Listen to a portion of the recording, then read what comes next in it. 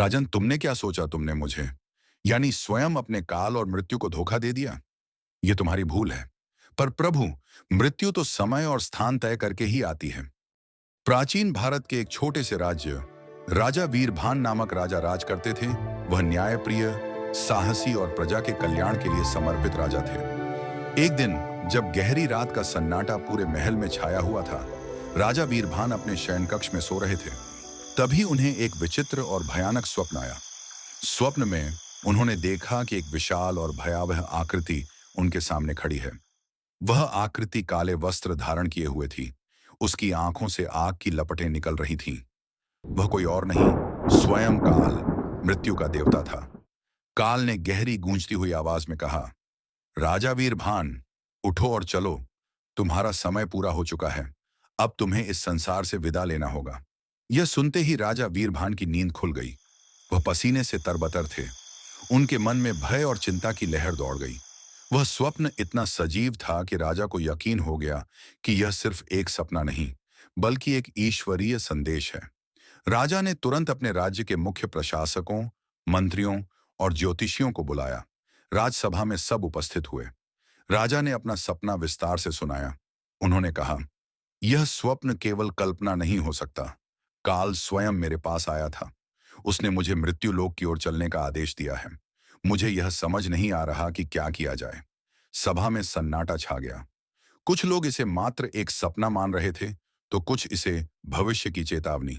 तभी राज्य के प्रमुख मंत्री चाणक्य ने कहा, महाराज, यह कोई साधारण सपना नहीं है। काल का स्वप्न में आना और मृत्यु की घाटी की बात करना एक गंभीर संकेत है। हमें इसका समाधान खोजना होगा। सभा में मौजूद एक ज्योतिषी ने कहा, महाराज, आप कुछ समय के लिए अपने राज्य और महल को छोड़ दें। हो सकता है कि काल को आप तक पहुंचने में कठिनाई हो। अगर आप एक अज्ञात स्थान पर चले जाएं, तो हो सकता है कि यह संकट टल जाए। राजा ने पूछा, पर मुनिवर, यह कैसे हो सकता है कि काल मुझे खोज न पाए? राजन, मृत्यु सदा जगह और समय चुनकर ही आती है, ज्योतिषी ने कहा। राजा ने फिर कहा, ऐसे तो कोई भी मृत्यु से बच सकता है मुनिवर। नहीं राजन, सभी को ऐसा प्रत्यक्ष सपना नहीं आता जैसे आपको आया है।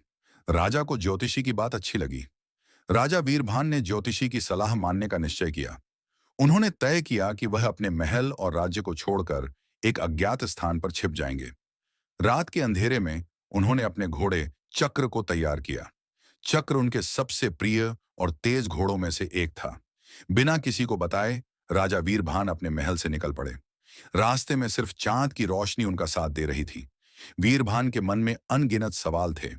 क्या काल सचमुच उन्हें ढूंढ लेगा? क्या वह इस संकट से बच पाएंगे? उनके हृदय में डर और साहस का संघर्ष चल रहा था। राजा वीरभान कई दिन और रातें घोड़े पर यात्रा करते रहे। जंगलों, पहाड़ों और नदियों को पार करते हुए उन्होंने एक सुनसान घाटी में शरण ली। यह स्थान इतना निर्जन था कि वहां तक किसी का पहुंचना असंभव लगता था। उन्होंने एक गुफा में अपना ठिकाना बनाया। वहां वह साधारण जीवन जीने लगे। राजसी वस्त्रों की जगह अब उन्होंने साधारण वस्त्र धारण कर लिए थे। गुफा के आसपास के जंगल से वह भोजन जुटाते और अपने घोड़े की देखभाल करते। कुछ हफ्ते बीत गए। राजा वीरभान को लगा कि शायद उन्होंने काल को चकमा दे दिया है। लेकिन एक रात जब वह गुफा में सो रहे थे, उन्हें गहरी आवाज सुनाई दी।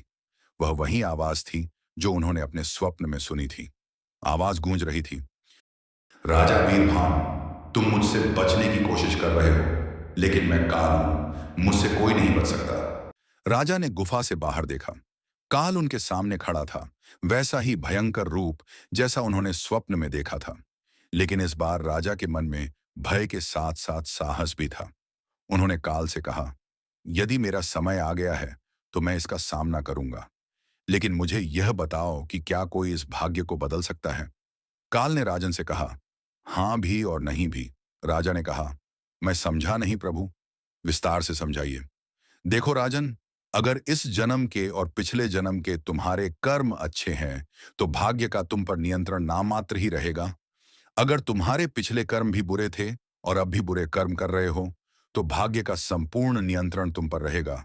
और हां राजन, जिस मात्रा में तुम्हारे कर्म बुरे या अच्छे होंगे, उसी मात्रा में तुम्हारा भविष्य भाग्य पर निर्भर रहेगा।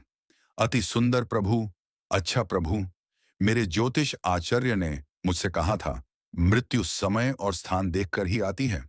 काल हंसने लगा और बोला, देखो राजन, यही प्रश्न मैंने मृत्यु के देवता यमराज से पूछा कि यह कैसे होगा और कैसे राजा अपना महल छोड़कर इस वीरान अनजान जगह पे क्या करने आएगा। तो यमराज ने उत्तर दिया, उसकी मृत्यु इस जगह और इसी समय होगी। होनी बहुत बलवान है, वो राजा को स्वयं यहां लेकर आएगी। तुम बस वहां इस समय पर पहुंच जाना। और जानते हो राजन, यह घोड़ा जो तुम्हें यहां लेकर आया है, यही तुम्हारी मृत्यु का कारण है। पिछले जन्म में तुम इसकी मृत्यु का कारण बने थे। इतना कहकर काल राजा को अपने साथ ले गया। दोस्तों, अगर आपको फ्री विल और लक के बीच में अगर बैलेंस करना है तो अपने कर्मा को स्ट्रॉन्ग कीजिए, क्योंकि जिस परसेंटेज में कर्मा स्ट्रॉन्ग होंगे उस परसेंटेज में लक का कंट्रोल आपके ऊपर से कम हो जाएगा। फिर किस्मत आपका भविष्य नहीं डिसाइड करेगी, आप खुद किस्मत को हैंडल कर पाएंगे। पर दोस्तों, ये बात भी सच है कि डेथ इज फाइनल डेस्टिनेशन। आशा करता हूँ आपको ये कहानी अच्छी लगी होगी। आपका दिन शुभ हो।